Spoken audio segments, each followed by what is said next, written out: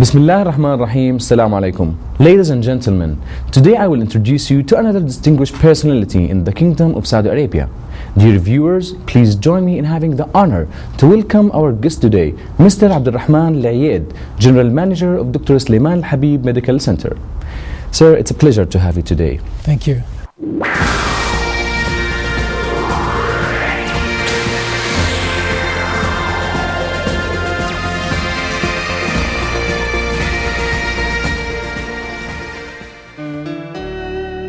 Dr. Abdul-Rahman al-Ayyied. Dr. Abdul-Rahman is the General Manager of Dr. Sulaiman al-Habib Medical Center. Dr. Abdul-Rahman, who is very keen on upgrading medical services offered for the patients at his center, reviews during our meeting with him today the expansion plans of the center and services offered for the patients.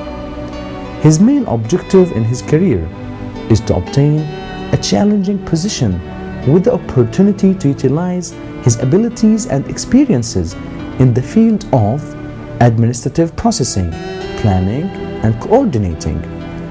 Dr. Abdul-Rahman is dedicating the experience he got while serving at various medical facilities for improvement of the medical services offered at the center.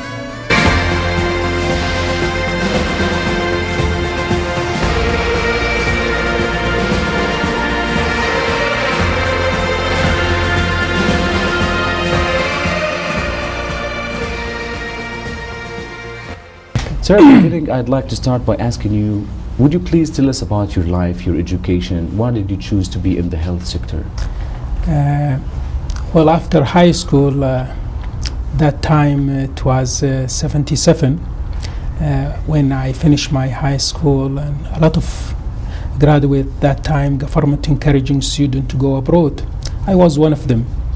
And I was lucky to be approved by Ministry of Interior, and I went to the state for continuing my education in healthcare management, and I got my bachelor degree, and because I scored 4.2, I've been nominated for master degree in healthcare management. Your specialty is in healthcare management. Can Yes. you please tell us about the specialty more? What does it mean?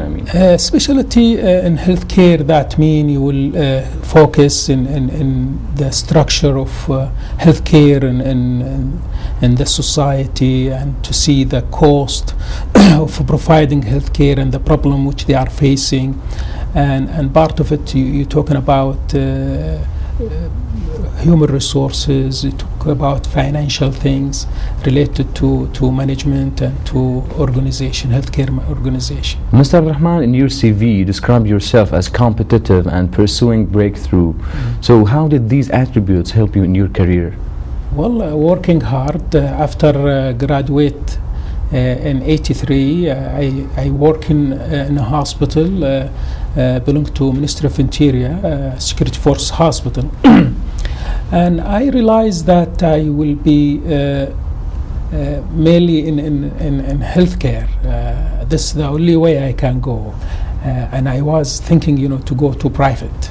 Okay, my aim when I started and I saw the government system, from that time I decided my aim to gain experience which will help me in the future in the private. In the private sector? In the private sector. Why was that? I mean, what's the negatives? Is there anything negative? It will give you flexibility to grow faster and to implement what you studied easier.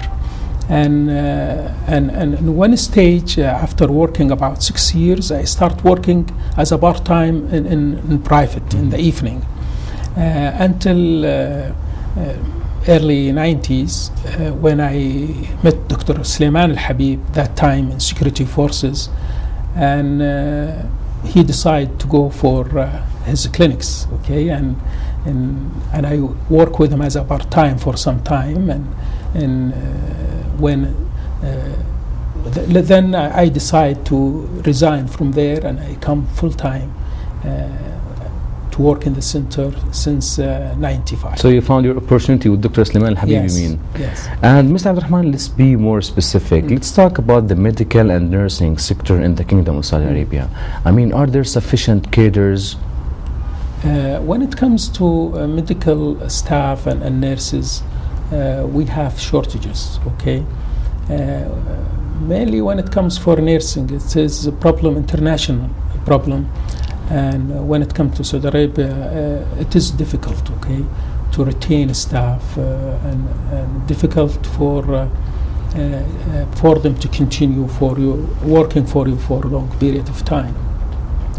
And inexpensive to get these people from their country and to train them also. To some nurses, when they come, they are not having good experience. It goes with the system which we have. And for doctor, definitely we have shortages, but hopefully with this new medical school, it will help to fill this gap which we have. What about Saudi women graduating in nursing, for example? Is there a sufficient number at the center, for example? No, in our center, unfortunately we don't have, because the opportunity is with the government now. And even the government hospital, they have shortage for Saudi nurses. And they graduated in a small number. Why do you think so? I mean, why there is no sufficient number of Saudi women in this sector, though it's very well booming sector? Yeah, and in my opinion, there is a social factor involved here associated with this profession, and also the limited number of colleges which train nurses. And in my opinion, when it comes to this, they should license some hospital to come up with the program to graduate some, what they call it, practical nurse. Okay, not necessary to stay for 5 years in order to be qualified, but to train her for 3 years to do clinical things, which has basic. Okay, this will help a lot. And when it comes to recruitment, do women, generally speaking, face challenges? Graduates, I mean nurses and medical cadres here? Yeah, in Saudi Arabia. No, they are not. They are welcome. Okay, but when it comes to the working hour in private, it's not suitable for Saudi female nurse. Okay, because we are working long hours, and sometime like during Ramadan time, we finish by 2:00 a.m., which is too late. And it is on call duty. And on call and duty, and because the cultural things is not easy for them. They are now available in small numbers in government hospitals. Sir, let's move to the wider picture. Let's talk about the health sector, in particular in Saudi Arabia. How do you evaluate it? What's the progress being made there? Well, when it comes to healthcare, now we're talking about government and private. When it comes to the government, some sector in the government, like National Guard, military, and security, they have their own healthcare system, and we have Ministry of Health. And lately they introduce the insurance. Okay, the insurance become compulsory for non-Saudi now. And this is making the businesses booming for health insurance. And when it comes to the government, they are encouraging investors to go for this field. So when you plan to build a hospital, the government supports you. There are facilities. There is loans from the government, from finance, Ministry of Finance, and which is very reasonable. Yeah. And what are the main challenges you face in the health sector, and what are the quality of medical services offered for Saudi people? When it comes to obstacles which we are facing obstacles in recruiting. Okay, recruiting staff. It's not easy to bring good qualified staff because this whoever reach a stage of excellence, it's not easy for him to move. Okay, and for him to move as a doctor from his environment to your environment, he need to come to see the facility and to see the city which he is going to live in, and the school which his children will go to. And the system which we have, it's not allowing somebody for interview, mainly doctor, to come. Okay, because there is no policy to control this, which now they have just for visiting doctor. That means he will come as a visiting to do procedures and to see patient. And what does that mean to you as health institutions? How does it affect your business? Well, it affects because this make it more cost. Okay, because when it comes to this, I am sending at least 2 staff to go to interview him and trying to make a lot of calls. I am trying to sort out for a doctor from same nationality to talk to him, to explain to him about the environment here, and this is cost associated with. And bringing him for 2 days and to stay to see how's things, it's a good way to convince him and to gain more information about the institution. And this help doctor when he come to stay longer, because he comes and make decision according to fact information. And how does that, you believe, affecting your expertise in the field? I mean, such a system prevents expatriates with the know-how, with the technique to come to Saudi Arabia. So how does it affect your business, not only at the financial level, but as well in terms of expertise and being advanced? Well, when it comes to this, we are having good doctor who come here. We take the opportunity when there is international conferences in our organization. Yearly we are sponsoring international conference. Okay, and during this conference we invite those international figures to come, so they will know us and we know them during this conference time.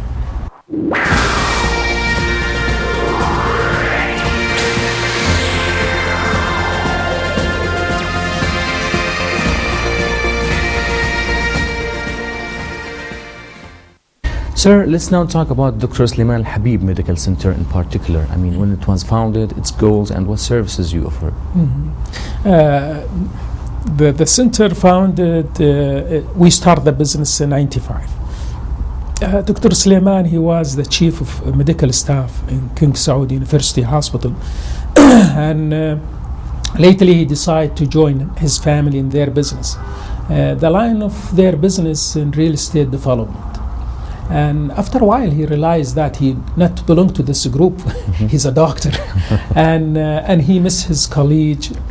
And beside that he want to contribute something, not only building shopping centers and developing not only real being estate. A trader, you mean? Yeah. So he decided to come with the best medical center in town. Okay, he chose the best location. And it was the first building to design for this purpose. And that time, maybe the first to use Saudi administrator and Saudi doctors, and it was unique in that time. And yes, we maintain quality, and we grow from that time up to now successfully, and we maintain quality. And what about the medical services you offer at the center? Yeah, when it comes to medical service, we classify ourselves as the best, okay? Because we make sure about the qualification and the training and the experience of our staff.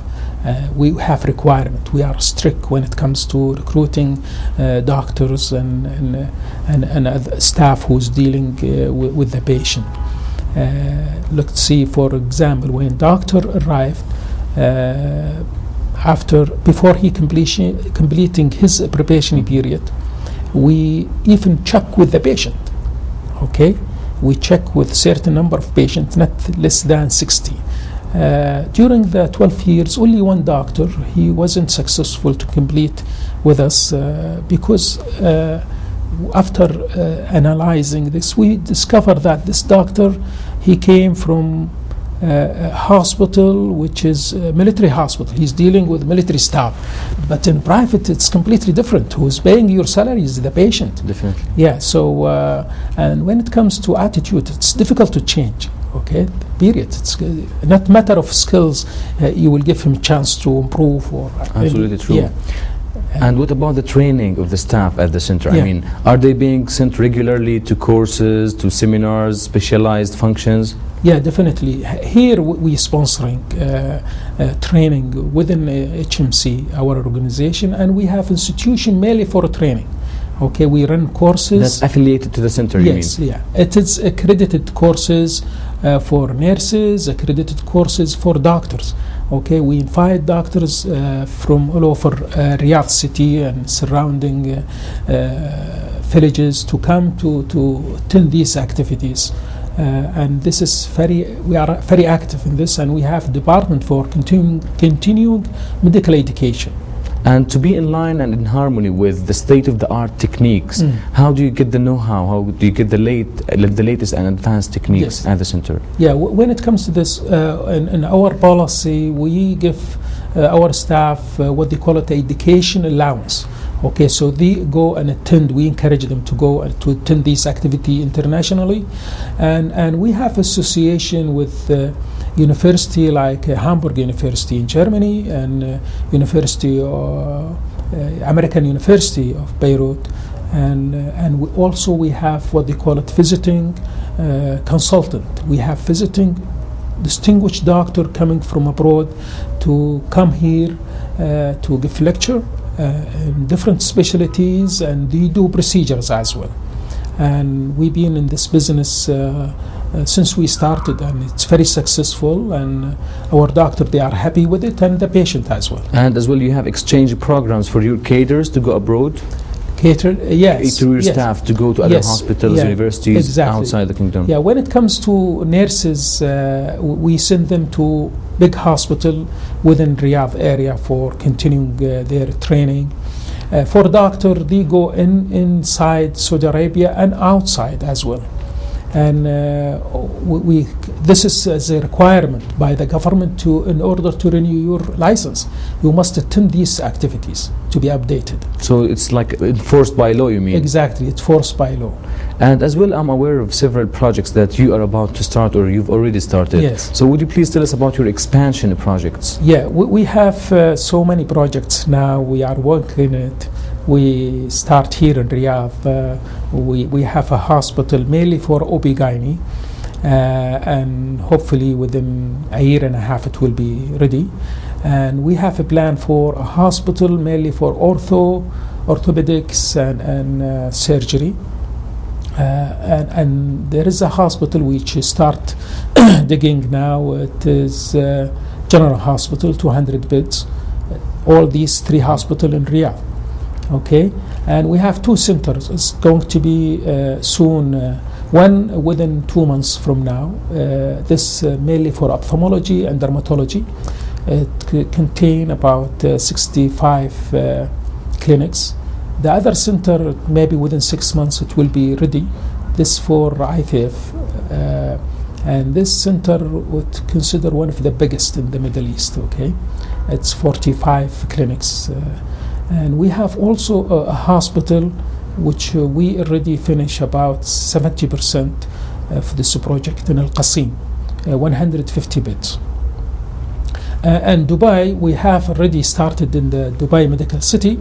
We have a small clinics. We started last year, and this coming April we are going to open the biggest project in Dubai. Marvelous. And what made you choose these locations here in Saudi Arabia? I mean, with regard to health services offered for the locals in these surrounding areas, what made you choose such places? Well, when it comes to Riyadh, this is the capital where we started and where is the demand. Okay, when it comes to Al-Qasim, this is the second biggest city near to Riyadh, and we're receiving a lot of patients coming from that part. And when it comes to Dubai, we are becoming international organization, and we go there just to introduce ourselves, okay, and we will provide the best quality care in the Gulf area. This is our ultimate goal. Yeah. This means that there will be more job opportunities in this sector. So what's your advice for university students or those at the high school level? So do you advise them in going like for nursing or certain medical fields? Well, I think going to any field in healthcare is good, an opportunity not only in Saudi Arabia, anywhere you go. You will find mainly nursing, okay. When it comes to nursing, it's international. Now, when it comes to nursing, nurses who stay with us for 2 or 3 years, they start thinking to go abroad, to Europe, to the States. UK now recruiting from the same source which we are recruiting from Philippines. Okay, the same thing, United States is competing with the Gulf state, and always they are looking for ex-Saudi staff, okay, because they know they come from accredited organization, they know that they come with good training and the latest equipment. And when it comes to recruiting, especially at the center, what is the number one problem that you face? This is a problem for processing the visa, okay, and now you are looking for cardiologists, for example. You're just like somebody who is going for fishing. You don't know what you are going to catch, okay? Yeah. So you run advertisement internationally. So you don't know you will find him in Spain or you will find him in the state, but you're already stuck with the visa. It's only London. That means you got to get somebody from a British citizen who have a British passport. There is no flexibility. The flexibility, I will see it with the system in Dubai, for example. What take is 2 days, you know, and the candidate receive his visa in the airport. So I hope we will have the flexibility. It's hindering your job, you mean, like the visa thing? To make it difficult, taking a lot of time from us, and we wasting resources and time and money. You think it will change sometime? Hopefully. They are trying their best to solve this problem.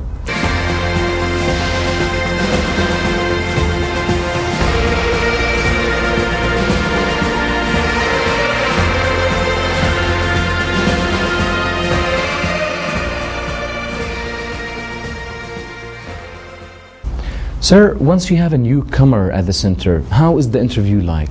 What are the main things that you focus on during interviewing a comer who's applying for a job here? Okay, this one he start in personnel department, and there's job description. If he meet all the requirement, experience and qualification wise, then we will interview him.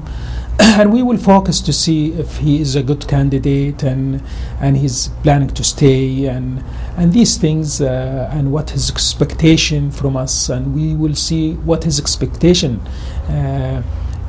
from him. It is, it's clear now when it comes to interview. The employer, if he's interested in the employee, the candidate, who always showing interest and showing the good things about the organization and try to attract him. And when it comes to the candidate, the same thing. He's hiding his weaknesses and his problem. Okay, he's not saying always the truth. Okay, some people, not all. Okay, exactly. In order to be accepted for this post, but it will not take time. They will discover, and the relation will not last long time. And always we check references, okay, and we have our guideline, what we concentrate in when it comes for the length of stay in each position, and how he updated with the latest things in his field. And this the most important things I focus on. And Mr. Abdurrahman, let's talk about quality assurance management. How is it applied in your institution? Yeah, when it comes to this type of activities, from day one when we started the center, we put standards concerning staff working HMC, like doctor, what's the requirement, for their qualification, experience. When it comes to the nurses, the same thing. And we are strict when it comes to the manpower, selecting the manpower. And the material which we are using in HMC, it's standard also. Any disposable items or equipment, always we make sure it's approved by authority, international authority, it's well known. And we make sure all the input is according to standards. And the processing, we have a policy and procedures, and we have output standard to make sure the outcome is matching the standard which we are expecting. And we try always, we make sure the outcome, the outcome is care you provide it to the patient, and randomly we are calling patient to check about the care we provide to him after discharge. It's like aftercare services. Yes, exactly. After some patient receiving certain care like procedures or after discharge, we call him after a while to check about how he was being received, and considering the appointment, to go to the inpatient, the catering and the nursing service and everything. We cover these things, and always we find this good source to know how we are doing. And also we have in the waiting area a questions format. This is available to everybody to write it and put it. There is a box, and nobody allowed to go to that boxing, to read what is in it. All come to my office. I spare time to call the patient. I find some. You follow up on their complaints, sometimes always, demands, needs. Yeah, exactly. I found this one is a good tool to learn about the problems it's like we are facing. It's like a feedback about the institution. Exactly. And we find good suggestion, and always we rely on this to improve. And generally speaking, what positive reflections applying quality assurance management on health institutions has? It is important. It is an organization without this quality assurance program, I don't know how they will provide good care, and how can they be sure what they are providing. You must have a system to measure your outcome. Okay, and this is one of the things which we are doing now, to check to see the patient, how he's satisfied with this. And also we always in touch with the patient regarding these issues. Now, even choosing doctors, okay, before he passes probationary period, he has input in it. Now we talked about what you've done at the center. Now, where do you see the future of the center, like 10 years from now? Yeah. Well, the center it's grow now to become a company because we built a good experience during the 12 years, and this experience we will put it in a company which we already established to manage other facility which we have, which is coming within the 2 years. Okay, and we have good experience, and we have stable staff and top management. Since we started, we are the same team. Okay.